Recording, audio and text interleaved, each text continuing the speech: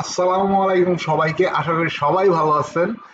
So আজকে আমরা কিছু ফান্ডামেন্টাল স্টকস নিয়ে কথা বলবো। আমরা ফান্ডামেন্টাল স্টকস এর একটা ওয়াচ লিস্ট ক্রিয়েট করার চেষ্টা করব এবং কোন ফান্ডামেন্টাল বেসিসগুলোর উপর ভিত্তি করে আমরা এই স্টকগুলো সিলেকশন করছি এই ব্যাপারগুলো আমরা একটু দেখার চেষ্টা করব এবং কেন এই মুহূর্তে ফান্ডামেন্টাল স্টকস গুরুত্বপূর্ণ।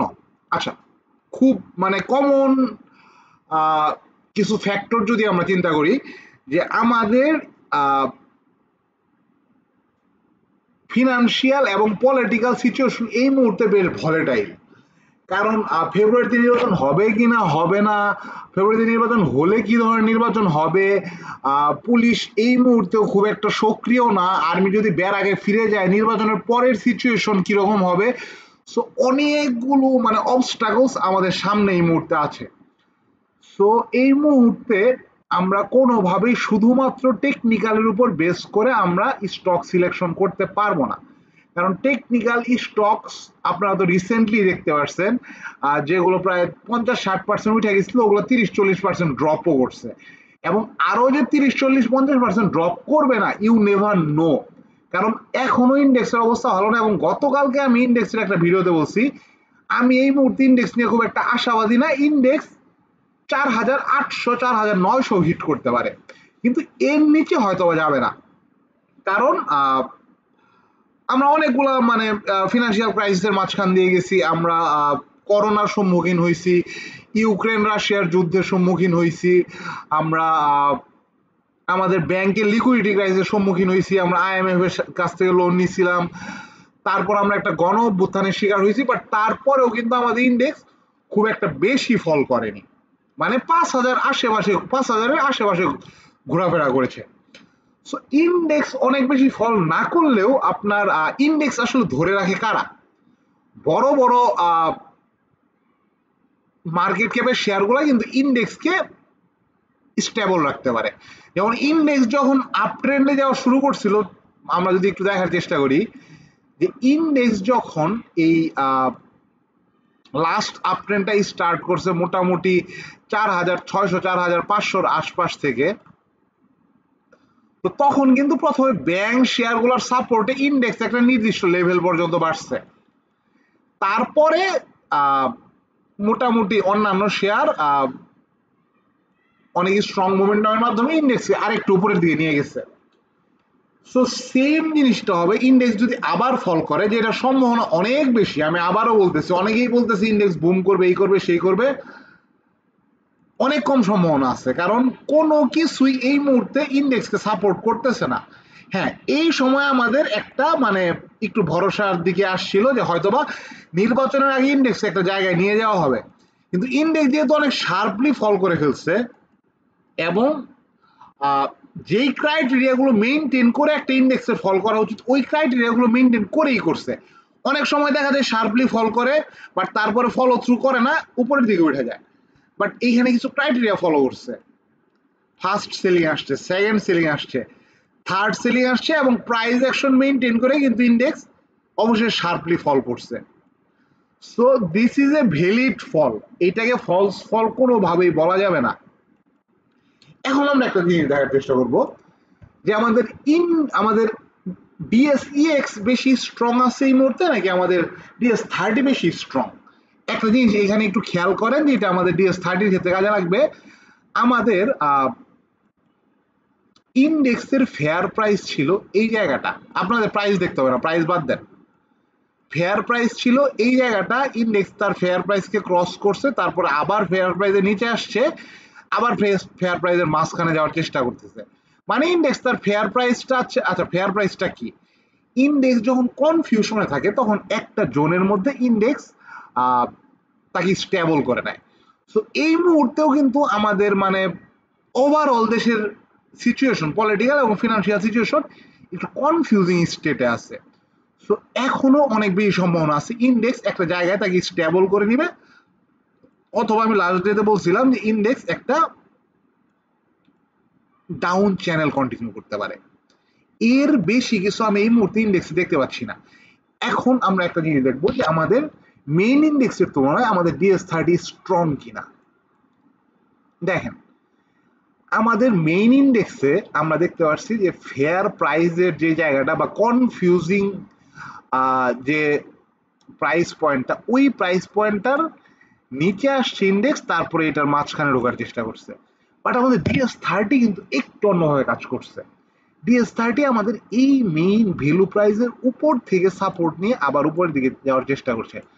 মানে বিনিয়োগকারীদের এই মুহূর্তে ফান্ডামেন্টালি স্টকগুলোর উপরে ভরসা একটু বেশি, কারণ DS30 তে মোস্ট অফ দ্য স্টকস আসলে একটু ফান্ডামেন্টালি স্ট্রং স্টকস। সো বিনিয়োগকারীদের এই মুহূর্তে ফান্ডামেন্টালি স্টকগুলোর উপরে একটু ভরসা বেশি। সো আমরা শুধু DS30 স্টকস দেখবো না, হ্যাঁ DS30 এটা আমরা আরেক দিন আলোচনা করবো যে DS30 স্টকস গুলোর মধ্যে আমরা টপ 8 বা টপ 10 স্টকস খুঁজে বের করার চেষ্টা করবো। বাট আজকে আমরা ওভারঅল ফান্ডামেন্টাল কিছু স্টক সিলেক্ট করার চেষ্টা করব, এবং কোন ক্রাইটেরিয়ার বেসিসে আমরা এগুলো সিলেক্ট করার চেষ্টা করতেছি আমরা এই ব্যাপারটা একটু দেখানোর চেষ্টা করব। ওকে, তাহলে আমরা মোটামুটি আমাদের স্টক সিলেকশনে চলে যাই। সো এইখানে আমার একটা স্ক্রিনার ক্রিয়েট করা আছে, যেখানে মোটামুটি আমি যখন কোনো স্টক ফান্ডামেন্টালি পিক করি, যেই ব্যাপারগুলো আমি নজরে রাখি ওই ব্যাপারগুলো আমি মানে রাখার চেষ্টা করছি। এইখানে অপারেটিং ক্যাশ ফ্লো অনেক ইম্পর্টেন্ট। ক্যাশ ফ্লোর মধ্যে অপারেটিং ক্যাশ ফ্লো, আর অবশেষে আপনারা যদি মানে দেখতে চান তাহলে তো ফ্রি ক্যাশ ফ্লো, এটা তো মোটামুটি ইম্পর্টেন্টই। বাট অপারেটিং ক্যাশ ফ্লো একটা স্টকের, আমি এটা অনেক দিন বলছি, একটা স্টকের মূল চালিকা শক্তি হচ্ছে অপারেটিং ক্যাশ ফ্লো। ফিনান্সিয়াল আর ইনভেস্টিং ক্যাশ ফ্লো এইটার মানে সেকেন্ডারি একটা মানে চালিকা শক্তি। বাট একটা কোম্পানির অপারেটিং ক্যাশ ফ্লোতে আসলে মানে রিফ্লেক্ট হয় যে এটার অপারেশন কেমন চলছে, এবং অপারেশনের যে ব্যয়টা এইখান থেকে আমরা আসলে প্রফিট বের করে আনতে পারি কিনা। তারপর রেভিনিউ গ্রোথ, সেলস অনেক ইম্পর্টেন্ট। আমাদের যেহেতু এই মুহূর্তে আমাদের ফিনান্সিয়াল একটা ক্রাইসিসের কারণে most of the company sales অনেক ডাউন হয়ে গেছে, বাট যেই কোম্পানিগুলো তাদের সেলস ধরে রাখতে পারছে, দ্যাট মিনস এই কোম্পানিগুলো অনেক স্ট্রং। এখন এই সেলস ধরে রাখার পিছনে অনেকগুলো ফ্যাক্টর কাজ করে। হতে পারে তারা তাদের অপারেটিং কস্ট বাড়াই দিচ্ছে, দ্যাটস ওয়াই আমাদের এখানে operating cash flow important. Operating cost যদি অনেক বাড়ায় দেয়, তাহলে অপারেটিং ক্যাশ ফ্লোতে কিন্তু নেগেটিভনেস শো করবে। বাট যদি অপারেটিং ক্যাশ ফ্লো আমরা যদি দেখতে পারি পজিটিভ এবং রেভিনিউ গ্রোথও পজিটিভ, দ্যাট মিনস এই রেভিনিউ গ্রোথ ভ্যালিড। এই রেভিনিউ গ্রোথের জন্য আমাদের অনেক বেশি অপারেটিং কস্ট হচ্ছে না। So that's Y revenue growth অনেক ইম্পর্টেন্ট। সো এখানে আমি দুই ধরনের রেভিনিউ গ্রোথ নিচ্ছি, একটা হচ্ছে কোয়ার্টার অন কোয়ার্টার, আর একটা হচ্ছে ট্রেইলিং 12 মান্থস, মানে লাস্ট 12 মান্থস আমাদের রেভিনিউ গ্রোথ কেমন। ইপিএস বরাবরই ইম্পর্টেন্ট একটা ব্যাপার। ইপিএস এর ক্ষেত্রে আমরা সেম কাজটা করছি, কোয়ার্টার অন কোয়ার্টার রাখার চেষ্টা করছি, এবং লাস্ট 12 মান্থস এইটা অলওয়েজ ইম্পর্টেন্ট। তারপর আমরা আরোই রিটার্ন অন ইকুইটিটাও একটু রাখার চেষ্টা করছি। এইগুলো থেকে আমরা ফার্স্টে সিলেক্ট করব। তারপরে আমরা যাব ডিভিডেন্ডস পেইং স্টকগুলোতে, যে স্টকগুলো ডিভিডেন্ড পে করে এবং তাদের dividend growth year on year increase হচ্ছে। এবং আমরা আরো দুইটা জিনিস দেখব। আচ্ছা, এখানে কারেন্ট রেশিওটা আমরা একটা দেখব, যে একটা কোম্পানির অ্যাসেটের তুলনায় তার লোন কেমন আছে। এই জিনিসটা আমাদের দেখা প্রয়োজন, কারণ যে কোম্পানিগুলো অনেক বেশি লোনে আছে, যেহেতু আমাদের দেশের ফিনান্সিয়াল সিচুয়েশন ভালো না, তাদের যেহেতু অনেক ইন্টারেস্ট পে করতে হচ্ছে, এবং তাদের কি পরিমাণ অ্যাসেট আছে। সো অ্যাসেট যদি ভালো থাকে, লোন একটু বেশি থাকলেও সমস্যা নাই, তারা কোনো না কোনো ভাবে এই জিনিসটাই কাভার করে নিতে পারবে। বাট অ্যাসেট কম, অ্যাসেটের তুলনায় তাদের উপরে মানে লোনের দায়ভারটা অনেক বেশি, which is a very bad sign. আর আরোই রিটার্ন অর ইকুইটি, যে ইকুইটির তুলনায় কেমন রিটার্ন পাচ্ছে একটা কোম্পানি।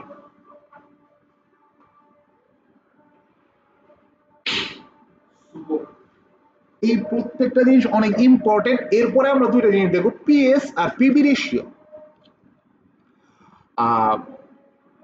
এটা আমরা দেখবো মোটামুটি আচ্ছা, আমরা আরেকটা জিনিস দেখবো, গ্রস মার্জিনটা দেখবো। গ্রস মার্জিন কি?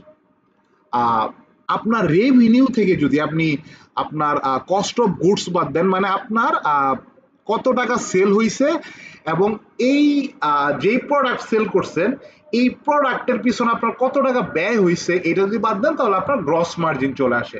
তার প্রিটেক্স মার্জিন, নেট মার্জিন এগুলো খুব একটা ইম্পর্টেন্ট না। আর আমরা যে ব্যাপারটা দেখবো আমরা দেখবো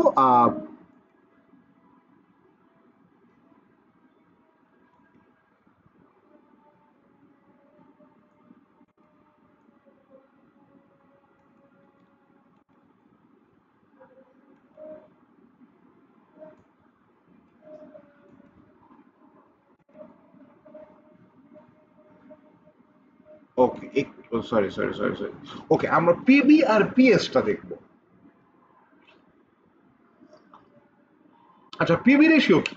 পিবি রেশিও হচ্ছে আপনি আপনার কোম্পানিকে যদি সেল করে দেন আহ আপনি কত টাকা পাবেন একদম, মানে আমি যদি একদম নর্মালি বলি যে আপনার কোম্পানির অ্যাসেট থেকে আপনি যদি বুক ভ্যালু বাদ দেন তাহলে আপনার আহ, আপনার কাছে কি পরিমাণ অ্যামাউন্ট থাকছে।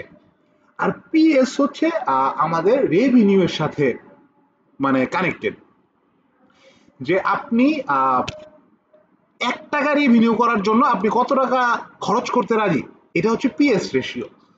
সো এই ব্যাপারগুলো অনেক ইম্পর্টেন্ট। আচ্ছা, আমরা একটা কাজ করি, এটা হচ্ছে আহ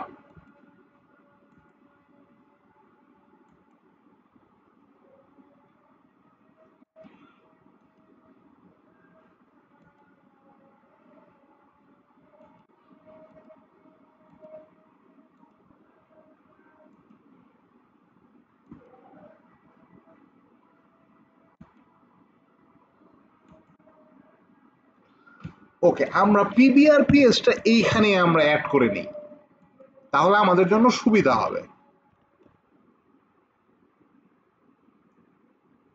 না, পিবি আর পিএস আমরা এখানে অ্যাড করতে পারবো না, এটার একটু কারণ আমি আপনাদের একটু পরে বলবো। ওকে, সো এই জিনিসগুলো আমরা মোটামুটি নজর রেখে আমরা একটা আমরা একটা ওয়াচ লিস্ট ক্রিয়েট করার চেষ্টা করব। একটু মনোযোগ দিয়ে দেখেন, এটা আপনাদের জন্য অনেক ভ্যালু ক্রিয়েট করবে এবং ভবিষ্যতে আপনারা যখন ফান্ডামেন্টাল স্টকস বাছাই করার চেষ্টা করবেন তখন এই জিনিসটা আপনারা ফলো করতে পারেন। ওকে, সো আমরা এই স্টক দেখার চেষ্টা করবো না, কোন স্টক আমরা দেখতেছি, আমরা দেখার চেষ্টা করবো অপারেটিং ক্যাশ ফ্লো পজিটিভ কিনা, আমাদের overall free cash flow positive কিনা, কারেন্ট রেশিও একটু ভালো কিনা। কারেন্ট রেশিও 2 এর উপরে থাকলে বা যত বেশি থাকবে তত বেটার, মানে আমাদের লায়াবিলিটিস এর তুলনায় আমাদের অ্যাসেট তত বেশি আছে। রেভিনিউ গ্রোথ মোস্ট ইম্পর্টেন্ট, আমার কাছে সবসময় রেভিনিউ, যেহেতু আমি স্টার্টআপের সাথে সংযুক্ত ছিলাম, আপনারা দেখবেন যে কোনো স্টার্ট আপে ফান্ডিং এর ক্ষেত্রে তাদের রেভিনিউটা দেখে, কারণ আপনার রেভিনিউ যদি ভালো থাকে that means you are already creating a brand. ব্র্যান্ডের ভ্যালুয়েশনটা একটু অন্যরকম ভাবে হয়, এটা হোক স্টক মার্কেটে, হোক প্রি স্টক মার্কেটে, হোক কোনো একটা যখন start seed round raise করতে যায় বা কোনো একটা স্টার্ট আপ যখন ফান্ডিং রেজ করতে যায় তখনও রেভিনিউ গ্রোথ অনেক ইম্পর্টেন্ট। ইপিএসটা দেখবো, পি রেশিও দেখবো, আর আরোই দেখবো। আমরা দেখবো প্রত্যেকটা জিনিসের মধ্যে কতগুলো জিনিসের মধ্যে আমরা পজিটিভনেস পাই। ওকে, সো আমরা যে কোনো একটা ব্যাপারকে আমরা এখানে আমাদের বেজ হিসেবে ধরে নিতে হবে। এখন পি কে বেজ হিসেবে আমরা ধরবো না, এইখানে আমরা রেভিনিউ গ্রোথকে বেজ হিসেবে ধরবো। ওকে, না, রেভিনিউ গ্রোথকে আমরা বেজ হিসেবে ধরবো না, আমরা ইপিএস বা আরওই কে, ওকে আমরা আরওই কে বেজ হিসেবে ধরে নিলাম। ওকে, আরওই অনেক ভালো আমরা দেখতে পাচ্ছি, আমরা এই জিনিসটা ইউজ করবো। আরওই গুড, পি রেশিও অনেক কম আছে, আমাদের EPS positive, revenue growth negative, current ratio মোটামুটি good, cash flow positive, operating cash flow positive. So এইখানে রেভিনিউ গ্রোথটা একটু কম, বাট তারপরেও আমরা এইটাকে রাখবো কারণ এইখানে অনেকগুলো ব্যাপার ভালো আছে, বিশেষ করে পি রেশিওটা অনেক কম এবং আরোই অনেক বেশি। এই দুইটা জিনিস আমাকে অ্যাট্রাক্ট করছে, পি অনেক কম আরোই অনেক বেশি। সো সিএল কে আমরা শর্ট লিস্টেড করবো। তারপরে আমরা দেখবো প্রগতি লাইফ অলরেডি অনেক উপরে, তারপরে আমরা শর্ট লিস্টেড করবো কারণ আরোই অনেক ভালো, পি রেশিও কম, আমরা দেখতে পাচ্ছি যে ইপিএস ভালো, রেভিনিউ গ্রোথ ট্রেইলিং 12 মান্থসে ভালো, কোয়ার্টার অন কোয়ার্টার একটু কমছে, বাট কারেন্ট রেশিও অনেক ভালো, 2 এর উপরে। এবং বাকি দুইটাও আমরা দেখতে পাচ্ছি অপারেটিং ক্যাশ ফ্লো এবং ফ্রি ক্যাশ ফ্লো দুইটাই পজিটিভ। ওকে, তারপরে এখানে অনেকগুলো নেগেটিভ আছে, এটাকে না, এই যে এখানে সব কিছু পজিটিভ। ম্যারিকোকে আমরা শর্ট লিস্টেড করবো। ডেল্টা লাইফে এই যে দুইটাই নেগেটিভ, এইখানে নেগেটিভনেস আছে ইপিএস গ্রোথে, সো ডেল্টা লাইফ আমরা শর্ট লিস্টেড করবো না। জিপি কেও শর্ট লিস্টেড করবো না, কারণ জিপির ইপিএস গ্রোথ এবং রেভিনিউ, বুঝেন, হয় আপনার রেভিনিউ গ্রোথ ভালো হইতে হবে, ইপিএস একটু খারাপ হইলেও যদি, যেহেতু আপনার রেভিনিউ গ্রোথ ভালো, ভবিষ্যতে আপনি হয়তো বা আপনার মানে আপনার সেলস যেহেতু ভালো, ভবিষ্যতে আপনি একটু দাম বাড়ায় হলেও আপনার ইপিএস গ্রোথ করে ফেলতে পারবেন, দামের সামঞ্জস্য করবে। কিন্তু আপনার যদি রেভিনিউ গ্রোথ নেগেটিভ হয়, আপনার যদি ইপিএসও নেগেটিভ হয়, this is not a good sign. এবং কারেন্ট রেশিও অনেক খারাপ, current ratio 0.19, not a good sign.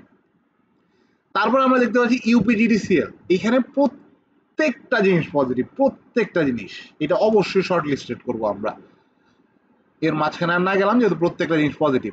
ওকে, তারপরে আমরা দেখতে পাচ্ছি সিটি ব্যাংক, প্রত্যেকটা জিনিস পজিটিভ, আরোই ভালো, পি ভালো, কারেন্ট রেশিও একটু কম, বাট বাকি সবগুলো ব্যাপার যেহেতু পজিটিভ, দ্যাটস ওয়াই আমরা সিটি ব্যাংকে শর্ট লিস্টেড করব।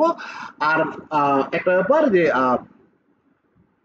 ব্যাংকের কারেন্ট রেশিও খুব একটা ভালো থাকে না, ব্যাংকগুলোর কারেন্ট রেশিও একটু কমই থাকে, কারণ ব্যাংকের অ্যাসেট আসলে কি, ব্যাংকের অ্যাসেট হচ্ছে আপনি ব্যাংকে কত টাকা রাখতেছেন, আর ব্যাংকের লায়াবিলিটিস হচ্ছে ব্যাংক কত টাকা আসলে ধার, মানে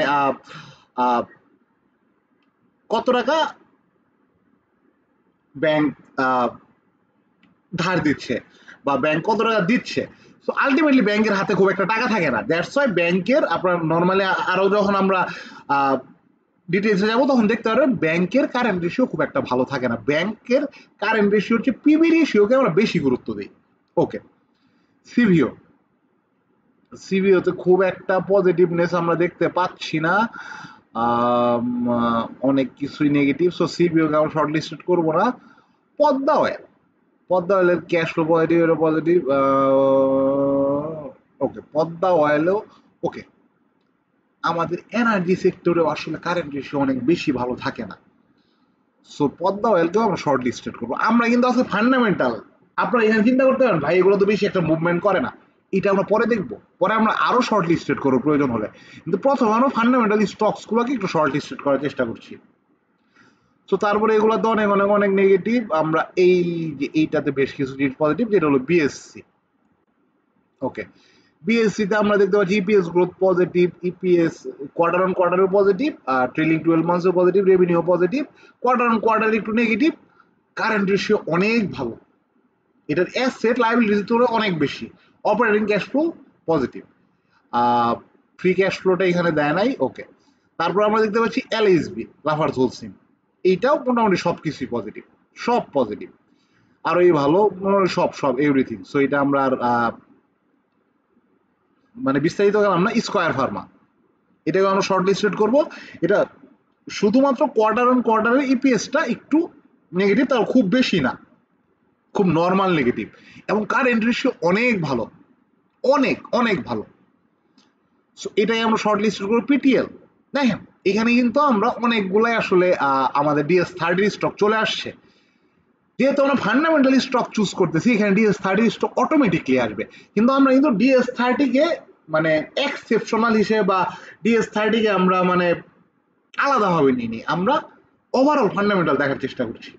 ওকে, পিটিএল আমরা রাখবো, ব্র্যাক রাখবো, ব্র্যাকের মাত্র ওই যে কোয়ার্টার অন কোয়ার্টার একটু নেগেটিভ, খুব স্বাভাবিক, লাস্ট কোয়ার্টারটা আসলে এমন খারাপ একটা কোয়ার্টার গেছে যে এই কোয়ার্টারে আসলে অধিকাংশ মানে এই এই যদি সবগুলো পজিটিভ থাকে, শুধু এই কোয়ার্টার অন কোয়ার্টার ইপিএসটা আসলে নেগেটিভ থাকে, তাহলে এটাকেও আমরা শর্ট লিস্টেড করবো। ব্র্যাক ব্যাংক আমরা শর্ট লিস্টেড করবো, যদি অনেক বেড়ে গেছে এগুলো আমরা পরে দেখবো। পুয়ালি ব্যাংক একদম ফ্যান্টাস্টিক, এই দেখেন যেটা আমি আপনাকে বলতেছিলাম, দেখেন ব্র্যাক ব্যাংকের কারেন্ট রেশিও কিন্তু বেশি না, কারণ কি, এটা যে পরিমাণ টাকা ব্যাংকে জমা রাখে, এটা লোন হিসেবে মোটামুটি তার আশেপাশে টাকা আবার মানে মানুষকে দিয়ে দেয়, দ্যাটস ওয়াই এইগুলার আসলে কারেন্ট রেশিও খুব একটা বেশি না। কারেন্ট রেশিও কখনোই ব্যাংকের ক্ষেত্রে আপনারা ওইভাবে দেখতে পারবেন না। সো ব্যাংকের ক্ষেত্রে কারেন্ট রেশিও ইগনোর করবেন, এই ব্যাপারগুলো নোট করে রাখেন। ব্যাংকের ক্ষেত্রে কারেন্ট রেশিও ইগনোর করবেন।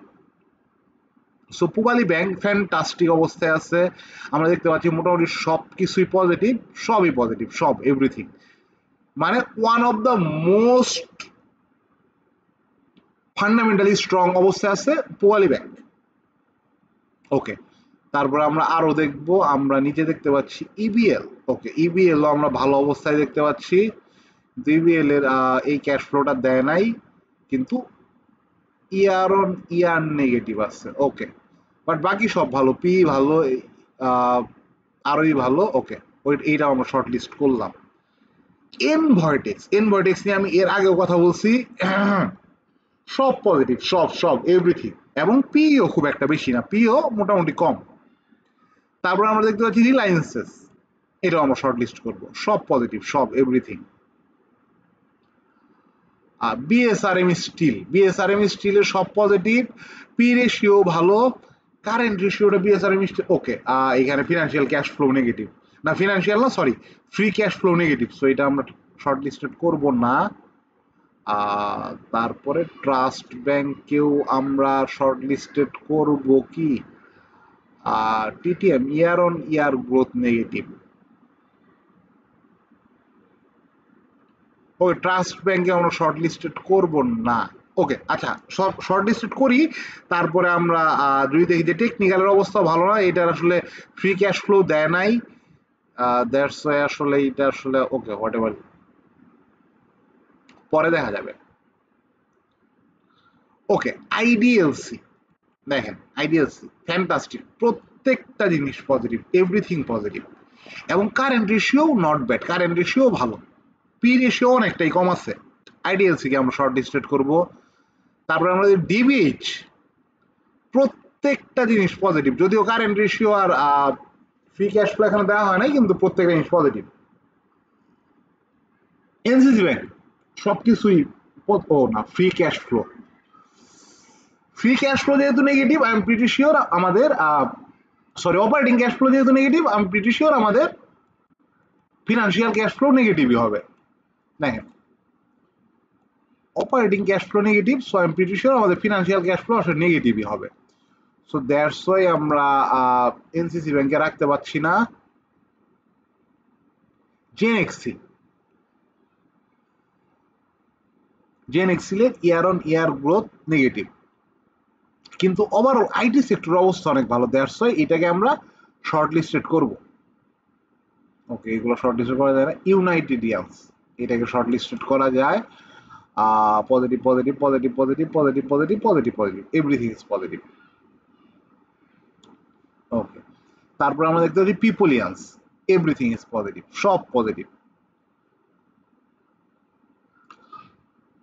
ইন্ট্রাকো দেখেন, কোয়ার্টার অন কোয়ার্টার, আমি যেটা বললাম যে ইপিএস গ্রোথ যদি কোয়ার্টার অন কোয়ার্টার নেগেটিভ হয়, বাট বাকি সব যদি বেটার হয়, তাহলে আমরা শর্ট লিস্ট, কিন্তু ইন্ট্রাকোর বাকি সব বেটার না, এই দুইটাও নেগেটিভ, সো ইন্ট্রাকো আমরা শর্ট লিস্টেড করতে পারছি না।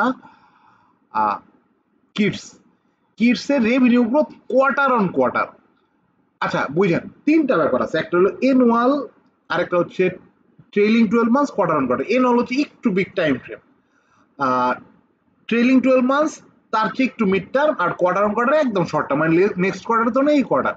কিডসের এইটা একটু নেগেটিভ, আর বাকি সব পজিটিভ, বাকি সব পজিটিভ, এবং পি রেশিও ভালো। সো যেহেতু আমরা ইঞ্জিনিয়ারিং থেকে আর কোনো কিছু শর্ট লিস্টেড করিনি, এইটাকে আমরা রাখবো। ওকে, তারপর আমরা আইটিতে দেখতেছি মোটামুটি এখানে সবই নেগেটিভ, আর এটা ওকে, সাপোর্টাল দেখেন, সাপোর্টালের সবই পজিটিভ, শুধু ওই যে কোয়ার্টার অন কোয়ার্টারের রেভিনিউ গ্রোথটা একটু নেগেটিভ, একটু নেগেটিভ, কোয়ার্টার অন কোয়ার্টারের রেভিনিউ গ্রোথটা একটু নেগেটিভ, বাট তারপরেও সাপোর্টালকে আমরা শর্ট লিস্টেড করবো। অনেকে বলছেন ভাই সাপোর্টাল অনেক উপরে, ওকে, এটা পরে দেখা যাবে, আমরা পরে টেকনিক্যাল, পরে আমরা প্রথমে চোখ বন্ধ করে যেগুলো ফান্ডামেন্টাল আমাদের কাছে বেটার মনে হচ্ছে, ওগুলো আমরা শর্ট লিস্টেড করে ফেলবো।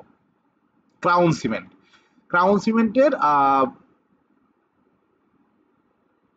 ইয়ার অন ইয়ার সরি ট্রেলিং 12 মান্থসের ইপিএস গ্রোথ একটু নেগেটিভ, আর একটু ডিপ ডাউন আমাদের করতে হবে সামনে হয়তোবা। কারেন্ট রেশিও খুব একটা ভালো না, এটা হচ্ছে মানে cement as a cement sector, মানে আমরা যদি একটু উপরে যাই, আমরা যদি এলএইচবি দেখি, লাফার্জ সিমটা দেখি, লাফার্জ সিমের কারেন্ট রেশিও একটু আমরা দেখি, তারপরে আমরা এটার সাথে তুলনা করব। লাফার্জ সিমের current ratio 1.28, okay not bad. Crown সিমেন্টেরও কারেন্ট রেশিও খুব একটা খারাপ না, ওই ক্রাউনকে আমরা শর্ট লিস্টেড করব। বাকি সব পজিটিভ, একটাই নেগেটিভ। হ্যাঁ, সব সব পজিটিভ, একটাই নেগেটিভ। কারেন্ট রেশিও একটু খারাপ, ওকে ওটা পরে দেখতেছি আমরা।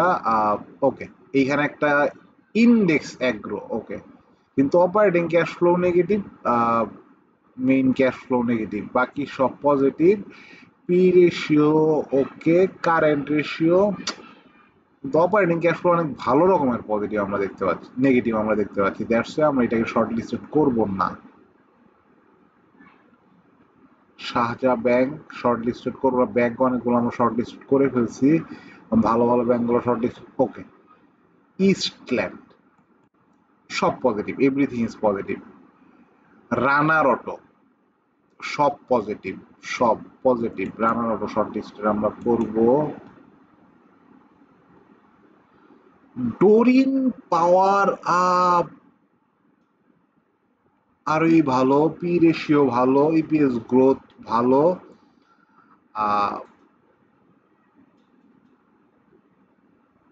আচ্ছা, আমরা একটু একটা জিনিস দেখি।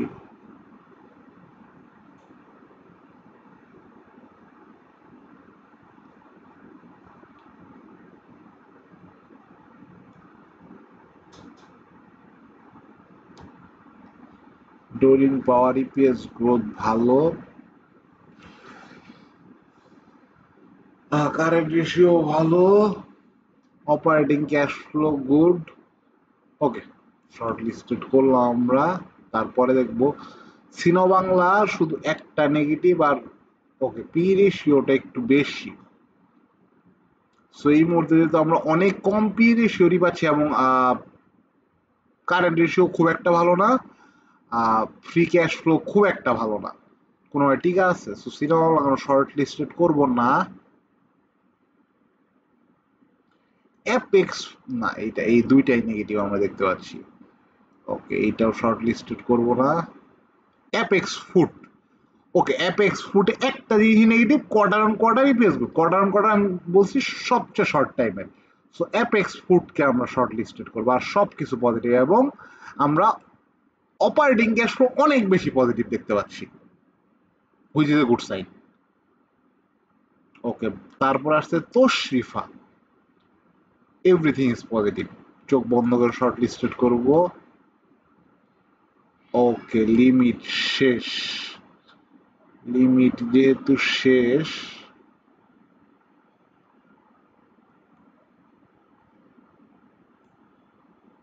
ওকে আমরা একটা কাজ করব, আমাদের লিমিট যেহেতু শেষ, আমরা এই দুইটাকে, আমাদের ইন্ডেক্স দুইটাকে আমরা এই করলাম।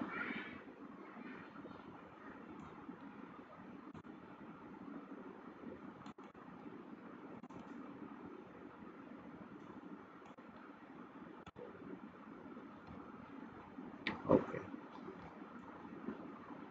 আমরা অ্যাপেক্স ফুট করছি, তারপরে আমরা সবগুলা পজিটিভ পাইছি তোশরিফায়। ওকে, তোশরিফা আমরা শর্ট লিস্টেড করব। লঙ্কা বাংলা ফিন, এই দুইটা ডাটা নাই, এটা নেগেটিভ, আমরা শর্ট লিস্টেড করতে পারছি না। তারপরে খান ব্রাদার্স, অপারেটিং ক্যাশ ফ্লো অবস্থা খুব ভালো না, প্রায় নেগেটিভ বলা যায়, 0.10 নেগেটিভ। ফিনান্সিয়াল ক্যাশ ফ্লো 0.10 নেগেটিভই বলা যায়। ইপিএস গ্রোথ ইয়ার অন ইয়ার দেয় না এরা, পি অনেক বেশি, পি অনেক বেশি। সো এইগুলাকে আমরা নিতে পারছি না।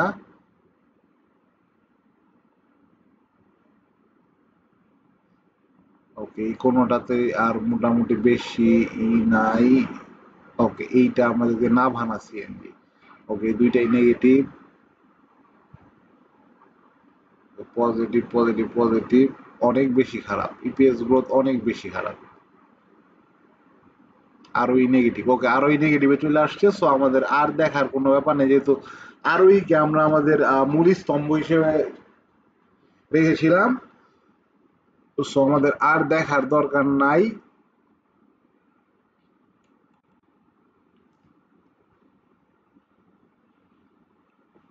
সো আমরা মোটামুটি এই স্টকগুলা পেয়েছি। এখন আমরা একটা কাজ করব, আমরা এই রেড লিস্টে গিয়ে শুধুমাত্র রেড লিস্টের স্টকগুলা দেখব এবং দেখবো যে আসলে এর মধ্যে থেকে আমরা কোনো বাছাই করতে পারি কিনা। এর মধ্যে থেকে আমরা প্রথমে পি দেখব। ওকে প্রত্যেকটার পি আমরা 27 এর নিচে পাইছি, কোনো সমস্যা নাই। অপারেটিং ক্যাশ ফ্লো মিনিমাম 1 এর উপরে থাকতে হবে। 0.95 একটা ইস্টল্যান্ড। আচ্ছা কারেন্ট রেশিও এটার অনেক ভালো, অনেক ভালো। এটার ফ্রি ক্যাশ ফ্লোটা দেয় নাই।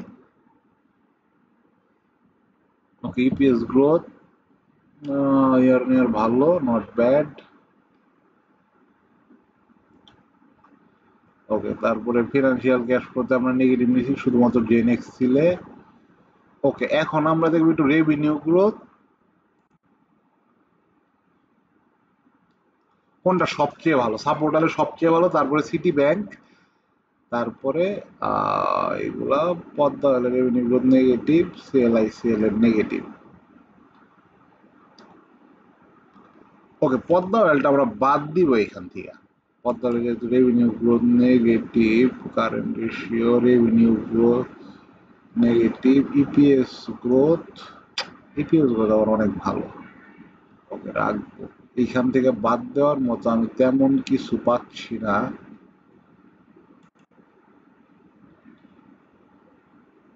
ওকে আরোই সবচেয়ে খারাপ, যেহেতু আরোই আমরা বেস ধরছি। আচ্ছা এইভাবে আপনাদের একটু দেখতে হবে। ওকে এখন আমরা যাব একটু dividend.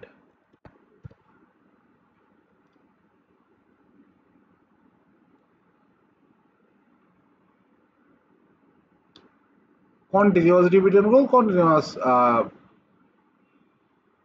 Dividend per share growth. Okay per share গ্রোথে আমরা যাব, আমরা একটু দেখবো পার শেয়ার গ্রোথ 5 থেকে 10%, যেগুলো প্রগতি লাইফ, পিপুলিয়ান্স, ক্রাউন সিমেন্ট। ওকে এই তিনটা পাইলাম। আর 0 থেকে 5% এর মধ্যে এই তশরিফা ইসল্যান্ড, আইডিয়াল, সি স্কয়ার ফার্ম, বিএসসি, পদ্মা লাইফ। ওকে এই জিনিসগুলোতে আপনারা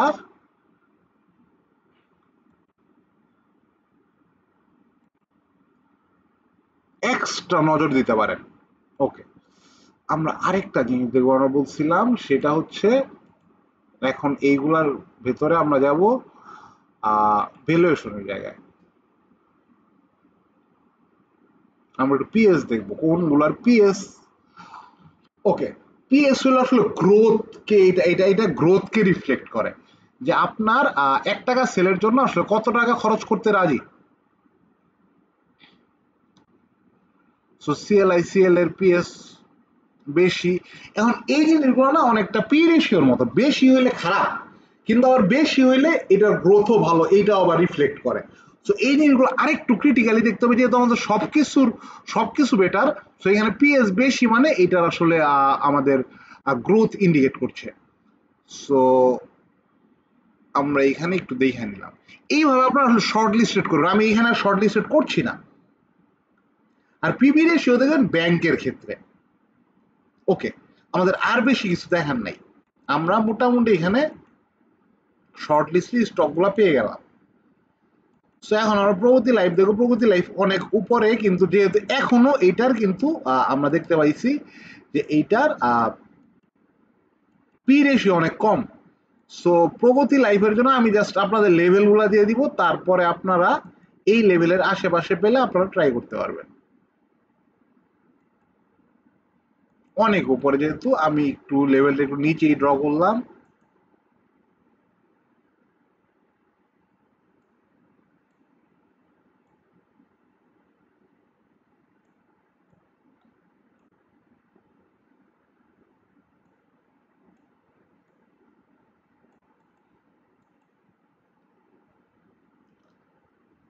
আমেরিকা অনেকটা উপরে আছে,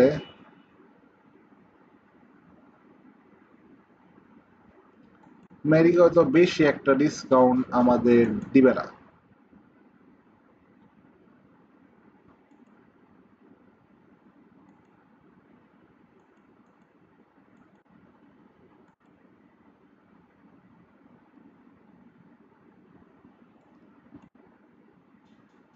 আই এম প্রিটি শিওর আপনারা ইউপিজিসিএল এ ট্রেড করবেন না, কারণ এটা আসলে ভলাটিলিটি অনেক কম।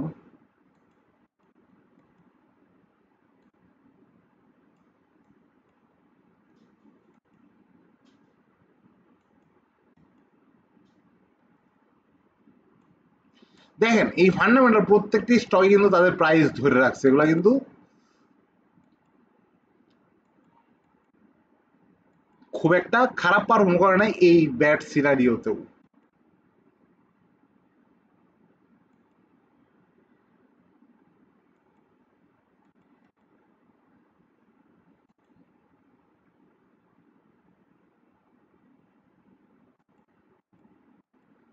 ওকে, সিটি ব্যাংক আরো ডিসকাউন্ট দিবে কিনা আমি জানি না, সিটি ব্যাংক সম্ভবত আর ডিসকাউন্ট দিবে না, আর যদি দেয় এই প্রাইস পয়েন্টটাই সিটি ব্যাংকের জন্য বেশ প্রাইস পয়েন্ট। এই প্রাইস পয়েন্টটা আমি এর আগেও যখন এখানে আসছে আমি এখানে ইনভলভ হয়েছি, এইবারও আমি এখানে ইনভলভ হয়েছি। So city bank, BSc, IDLC এগুলো আমার মানে পোর্টফোলিওতে অনেক বড় একটা জায়গা দখল করে রাখছে। সো সিটি ব্যাংক আপনারা এই যে এই প্রাইস পয়েন্টটা দেখতে পারেন, এটা 23-এর আশেপাশে। তারপর বিএসসি, বিএসসিও হয়তো বা এর নিচে আর আসবে না সম্ভবত। তো বিএসসির জন্য এই প্রাইস মানে 100, 102, 100-র আশেপাশে। লাফার ঝোলসিম, লাফার ঝোলসিম আরেকবার আসতে পারে, লাভার জলসিম আরেকবার 50-এর কাছাকাছি আসতে পারে। লাভার জলসিমের এই লেভেলটাই লাভার জলসিমের জন্য better level. Square Pharma, square Pharma আবার এই জায়গায় আসবে। স্কোয়ার ফার্মাও এই প্লেস, এই জোনটা স্কোয়ার ফার্মার জন্য বেটার প্লেস। কিন্তু স্কোয়ার ফার্মা আপনার আরেকটু বড় ভাবে চিন্তা ভাবনা করতে হবে। স্কোয়ার ফার্মাতে আপনার এভারেজ করার চিন্তা ভাবনা থাকতে হবে। এই জোনে আপনি একটা অ্যামাউন্ট দেখতে পারেন, আবার 200 বা 200 থেকে একটু যদি নিচে চলে আসে আপনি আরেকটা অ্যামাউন্ট স্কোয়ার ফার্মাতে করতে পারেন। পিটিএল, পিটিএল এর জন্য এই জোনটা ভালো একটা জোন। ব্র্যাক ব্যাংক, ব্র্যাক ব্যাংকের জন্য এই জোনটা ভালো একটা জোন। পূবালী ব্যাংক, এই জোনটা একটু বড় করবো কারণ এত নিচে আসবে বলে আমার মনে হচ্ছে না পূবালী ব্যাংকটা। সো এই জোনটা পূবালী ব্যাংকের জন্য একটা বেটার জোন হতে পারে। ইস্টার্ন ব্যাংক,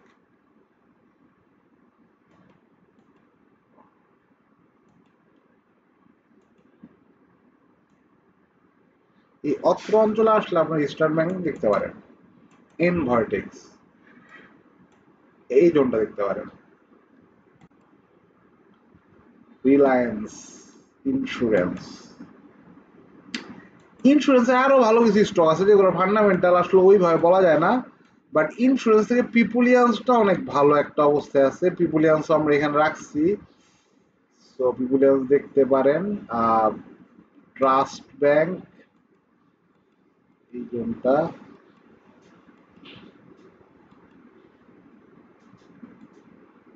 আইডিএলসি নিতে আসার চেষ্টা করছে।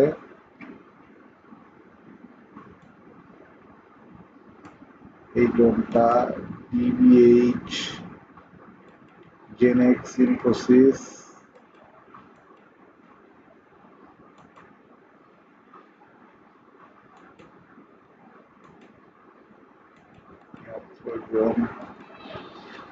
পিপুলিয়ান্স এর জন্য বেটার প্লেস হচ্ছে এটা। পিপুলিয়ান্স কিন্তু অনেক ভালো করতে পারে, ইন্স্যুরেন্সের মধ্যে পিপুলিয়ান্স বেশ ভালো করতে পারে। কিডস, এখানে জোন দেয়া আছে। সামিট সামিট কোথায় নিবেন আসলে এটা খুব টাফ একটা জায়গায়। সামিট এমন একটা জায়গায় চলে গেছে, কিন্তু আমরা যদি নর্মালিও দেখি সামিট হয়তো বা এর আশেপাশে নেওয়া যেতে পারে। ক্রাউন ক্রাউন নেওয়ার সময় হয় নাই, ক্রাউন আরো নিচে আসবে, ক্রাউন আরেকবার এই জোনটাকে টেস্ট করার জন্য আসতে পারে। ক্রাউন দেরি আছে। ইস্টল্যান্ড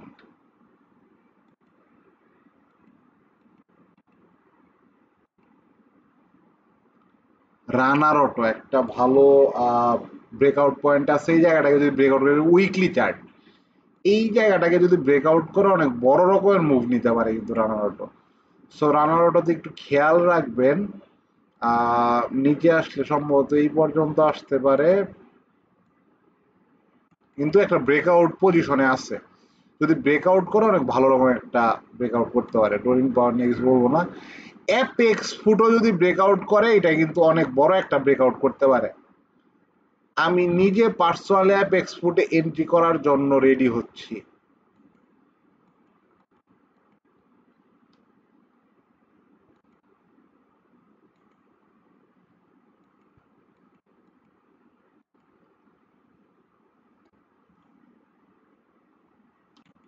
ওকে, তোশরিফা